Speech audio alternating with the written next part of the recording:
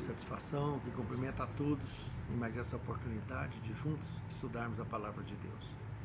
Eu gostaria, antes dessas considerações, de convidá-los para a palavra de oração. Santo Deus, nos guie, Senhor, ao abrir a Tua Palavra, que possamos compreendê-la devidamente e possamos, pela Tua graça, não só ter condição de praticar, mas também de ensinar aqueles que nos servem.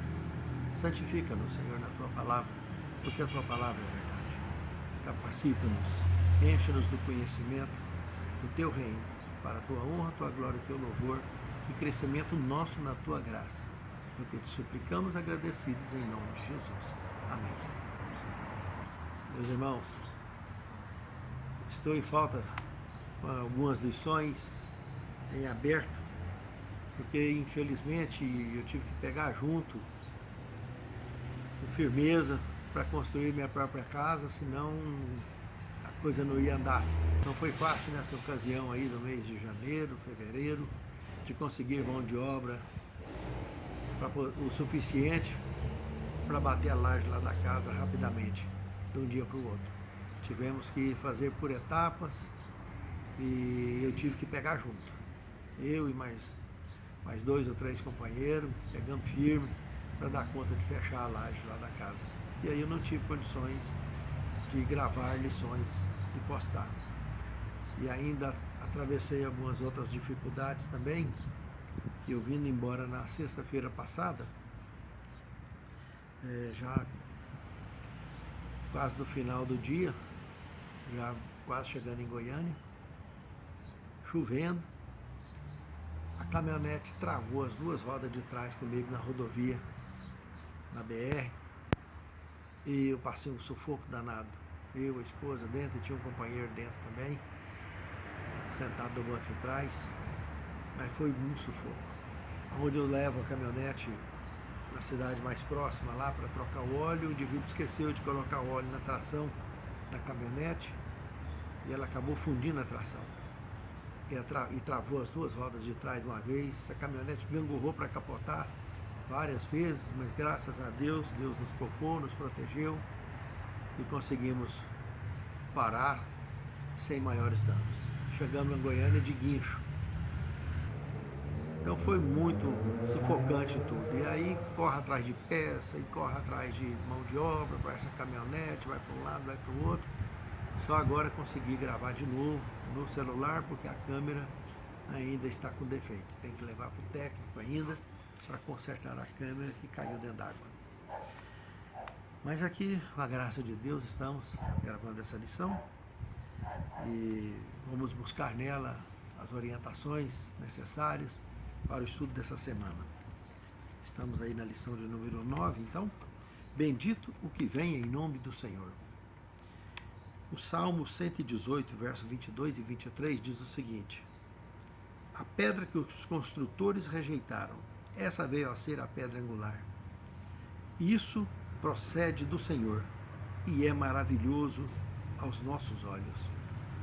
Realmente, irmãos, isso aqui harmoniza perfeitamente com o Evangelho de João, no capítulo 1, verso 1 ao 3, onde ele diz, se identifica como sendo Deus, como sendo o Verbo, esclarece uma coisa mais interessante ainda, irmãos. Ele comenta que veio para que era seus e os seus não o quiseram. O seu povo, os líderes da sua igreja, rejeitaram ele, o povo dele, da cidade dele, da igreja dele, todos rejeitaram. Com raras exceções, ele foi rejeitado pelo seu povo. E isso ocasionou uma situação muito delicada. Essa pedra angular, que ele foi chamado aqui, rejeitado pelos próprios edificadores, é uma coisa maravilhosa, sabe por quê? Porque, na realidade, eles como nação deixaram de ser povo de Deus, mas o mundo inteiro passou a contar membros do povo de Deus. Agora, ao invés do judaísmo continuar sendo o povo de Deus, o cristianismo, ou seja, o efeito da sua missão aqui na Terra para salvar a mim e a você, resultou numa reunião congregacional internacional. O mundo cristão, no meio do mundo cristão todinho, está sendo contado em todas as religiões do mundo, pessoas entre religiões cristãs e pagãs, aqueles que realmente aceitam o cristianismo, aceitam a graça de Cristo, que a única coisa que salva é a sua graça. Aqueles que aceitam essa graça, abraçam a sua causa e por amor e gratidão a essa salvação oferecida de graça, eles procuram obedecer, andar nos caminhos de Deus. Se me amardes, guardareis os meus mandamentos. E aí, por amor, a gente caminha dessa maneira na obra do Senhor e neste mundo, cumprindo com a nossa missão. No segundo tema, divino pastor abnegado. Irmãos, aqui nós temos o Salmo 23, nós temos o Salmo 28, verso 9, 80, verso 1, 78, 52 e 53, o 79 e 13 e o Salmo 100, verso 3. Esses salmos aqui, nós podemos observar aqui que esse divino pastor abnegado, ele é um relacionamento fiel que ele tem conosco, amoroso, inabalável e presente às nossas necessidades. Ele cuida de todos nós de maneira indiscutível e inquestionável. Mas ele é o alfa e o ômega, o princípio e o fim. Esse divino pastor abnegado, ele não só é pastor, mas ele decidiu também ser uma ovelha, ser um cordeiro que morreu por mim e por você. E isso é que nós temos relatado no capítulo 10 do Evangelho de João, no verso 11 e 15. Onde ele diz que se dispõe a morrer pelas suas ovelhas. O pastor verdadeiro faz isso. O pastor verdadeiro faz isso. Jesus comentou isso. E no Evangelho de João também, no capítulo 1, verso 29, eis o Cordeiro de Deus que tira o pecado do mundo. Então, pastor e cordeiro ao mesmo tempo, divino pastor abnegado. O Messias sofredor, terceiro tema, o Salmo 22 e o Salmo 118, verso 22. Aqui nós temos uma mensagem extraordinária, irmãos, relatada nesses salmos aqui. Aqui nós vemos que são salmos proféticos e messiânicos, irmãos. Lembra que até lá na cruz, relatado em Mateus 27, 46, Jesus lê o Salmo 22, verso 1, ele profere esse salmo: Deus meu, por que me desamparastes? Então, é aqui o salmo messiânico e profético. Lá na cruz, quantos e quantos anos depois, ele falou isso. Cerca de 1000 anos depois que Davi escreveu esse salmo, ele estava lá, na cruz, proferindo esse salmo, estava cumprindo a profecia desse salmo. Mas se nós observarmos aqui no Evangelho de João, no capítulo 1, verso 1 e 2, e o capítulo 10, verso 30, nós podemos observar que Cristo comenta: eu e o Pai somos um. Quem vê a mim, vê o Pai. Sabe, irmãos, esse vínculo da unidade dele com o Pai é que quando ele veio para cá enfrentar a realidade que ele enfrentou aqui neste mundo, foi isso que garantiu a vitória dele aqui, como ser humano que ele se tornou aqui, como um homem de dor. Foi isso que sustentou ele na vitória aqui no nosso tempo, o tempo da realidade. Aquilo que Davi escreveu lá atrás sobre ele se tornou uma realidade aqui de vitória plena do início ao fim, porque quem está na ótica da eternidade consegue ver o fim desde o princípio. Não que haja predestinação, não. Ele, na sua onisciência, no atributo divino da onisciência, ele conheceu a sua vitória antes dela acontecer, porque ele está na eternidade. Quem está na eternidade não tem passado, nem presente, nem futuro. Simplesmente ele vê tudo que está abaixo da faixa do conflito, que tem início, meio e fim, onde ele se identifica também em Apocalipse como sendo o alfa e o ômega, o princípio e o fim. Então aí nós humanos conhecemos agora as profecias, um ato de revelação divina que foi transferida aos profetas, coisas que aconteceram de fato conforme já visto no prisma da eternidade pelo próprio Deus. E assim ele revelou aos profetas e eles transcreveram para nós. Por isso as profecias não falham, elas não dão volta. aquelas que houve possibilidade disso acontecer, também estava relatado já na eternidade, como a destruição de Nínive, quando Jonas esteve lá, e Nínive não foi destruída naquela ocasião, foi destruída mais de 200 anos depois, por invasões, mas na ocasião em que foi proferida que seria destruída, não foi destruída, porque houve arrependimento. E mesmo isso, essas profecias condicionais, Deus, na sua ótica de eternidade, já tem conhecimento previsto disso. De um modo geral, as demais profecias todas se cumprem de forma absoluta e precisa. E o Messias sofredor cumpriu com a sua missão plena e absoluta e foi revestido da sua divindade plenamente, se tornando um Deus divino humano, se tornando para sempre o nosso irmão mais velho. E nós todos fomos adotados como cristãos, como filhos de Deus. No quarto tema, para sempre fiel à sua aliança. Aqui nós temos o Salmo 89, verso 27 ao 32 e do 38 a 46, como o Salmo 132, de verso 10 ao 12. Irmãos, ao Cristo ser reconhecido como filho de Davi, irmãos, o cristianismo, evidentemente, passou a tomar o título de povo de Deus e não mais o povo de Israel como nação.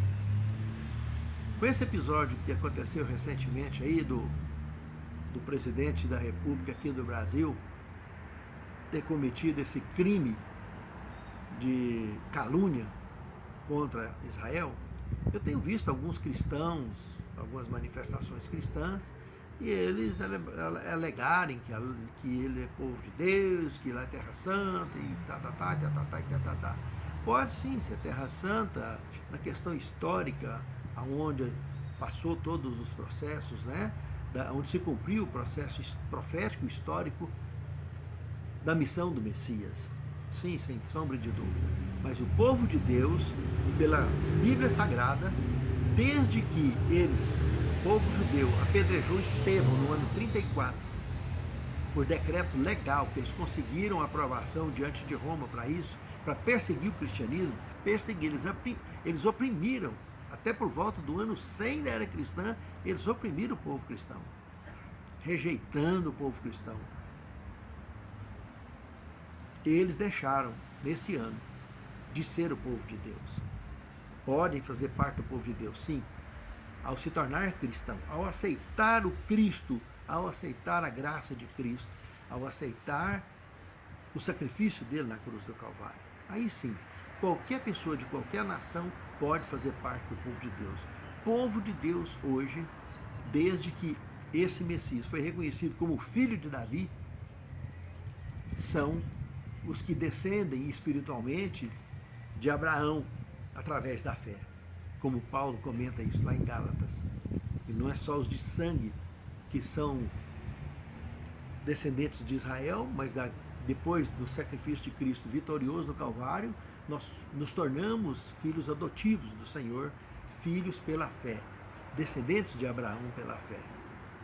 Nós somos o povo de Deus hoje. Pessoas de todas as religiões do mundo podem compor esse aprisco que Jesus comentou, que está reunindo de todas as religiões do mundo um povo só, que é os que vivem esse relacionamento de fato cristão.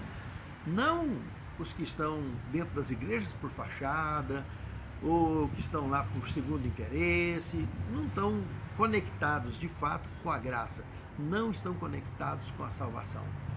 Esses, infelizmente, não são contados como filhos de Deus. Estão no meio cristão, mas não serão salvos, porque não estão conectados.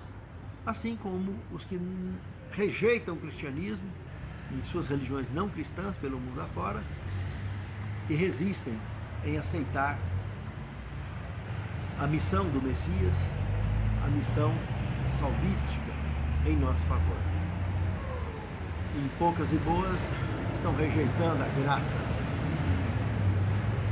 do eterno Deus, que nos ofereceu gratuitamente a salvação, pagando o preço que jamais poderíamos pagar. Por isso nós temos aqui a ideia clara nesses salmos, que ele é fiel, sempre foi fiel à sua aliança. Nós é que nem sempre somos fiéis. Nós vacilamos constantemente e precisamos estar conectados justamente para não vacilar. Está sendo sempre contado dentre os salvos, estando conectados na aliança, conectados com o Eterno. No quinto tema, nós temos o Rei Eterno de poder inigualável. Aqui, meus amados irmãos, tem uma lição extraordinária, viu? Aqui nós temos o Salmo 2, o Salmo 110, de 1 a 3, o Salmo 89, 4, de 13 a 17, o Salmo 110, 1, 2, 5 e 6.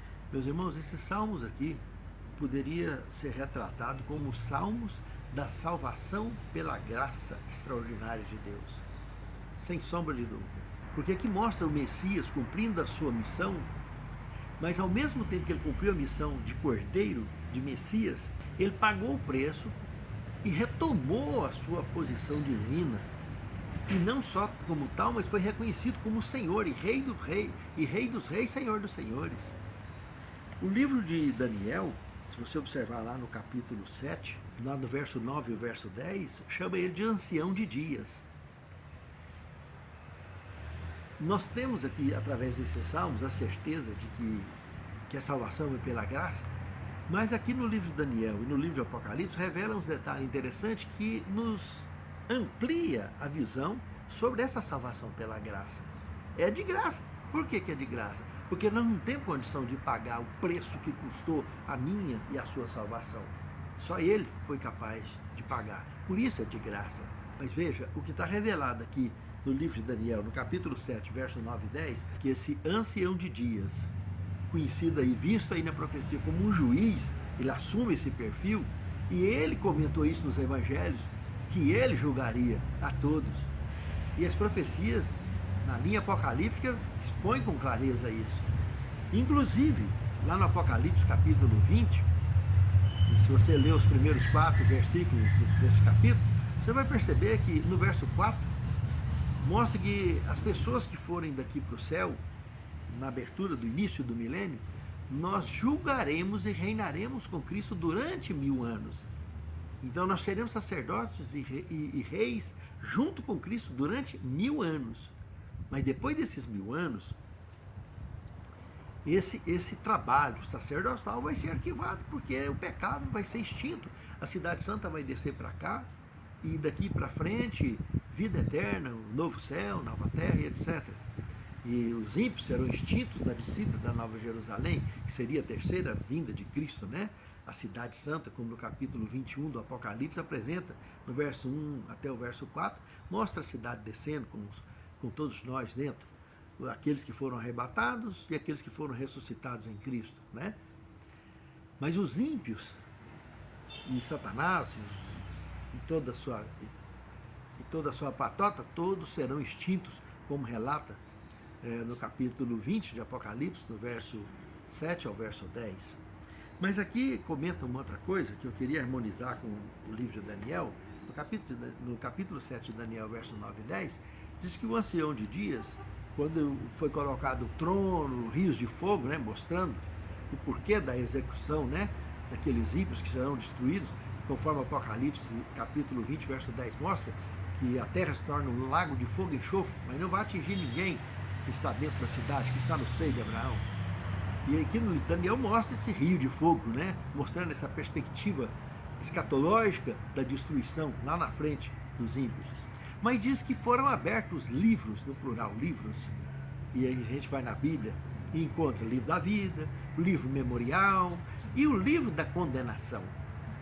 Esse livro da condenação, se você observar aqui no capítulo 20 de Apocalipse, no verso 12, mostra que também foi aberto os livros e abriu aquele outro livro, né? Esse livro danado da condenação. E as pessoas foram julgadas pelas obras relatadas nesse livro da condenação, pelas obras relatadas nesses livros, irmão. Entenda então, a salvação é de graça, mas nós somos julgados pelas obras. É de graça por quê? Porque nós não temos condição de pagar essa graça. Mas quem entende que é salvo é grato. E se me amardes, guardareis os meus mandamentos. Então, salvação pela graça, você mostra para o mundo que está à sua volta que você é um salvo, sendo grato a Deus pela salvação que Ele te dá de graça. Porque você pensar que vai ser salvo e continuar numa vida torta, não. Isso é subestimar a justiça de Deus, o amor de Deus e a misericórdia de Deus. Isso é brincar de ser crente. Isso não tem futuro algum. Precisamos, de fato, de estar conectado com Deus. E se somos salvos pela graça, temos que ser gratos por essa mesma graça que nos salva. Somos salvos pela fé através da graça de Deus. Porém, seremos julgados pelas obras. É o que assim está escrito, nos mostra. Então, as nossas obras não nos salvam. Nunca salvou ninguém, nunca vai salvar. É impossível um mortal imaginar sequer que uma obra dele tem condição de salvá-lo. Obra nenhuma salva. E tem muito crente que pratica a indulgência ainda. Acha que fazendo isso ou aquilo vai conquistar a favor de Deus. Está muito enganado. Somos salvos pela graça de Deus, única e exclusivamente pela graça de Deus. Mas se me amardes, guardareis os meus mandamentos. Mas salvação de graça, meus irmãos, é por isso. Porque o preço impagável Ele pagou. Então Ele ofereceu para nós a salvação de graça. Mas se nós aceitamos o sacrifício dEle. E se aceitamos o sacrifício dEle, Ele disse, se quiser vir após mim, nega a si próprio, tome a sua cruz e siga-me. Essa é a única forma de pela graça sermos salvos. Arrependendo dos nossos pecados, dos nossos erros, nos redimindo dele, em Cristo Jesus, buscando o perdão divino, buscando o perdão do semelhante, daquilo que falhamos contra o semelhante, e andando nos caminhos do Senhor. Aí sim, é uma expressão de gratidão mínima, de obras dignas daqueles que foram comprados pelo sangue de Jesus. Pense nisso, amado irmão. Pense nisso, amado irmão. Esse Rei eterno, de poder inigualável, nos salva pela graça de fato. Mas Ele é também o juiz. Não se esqueça disso.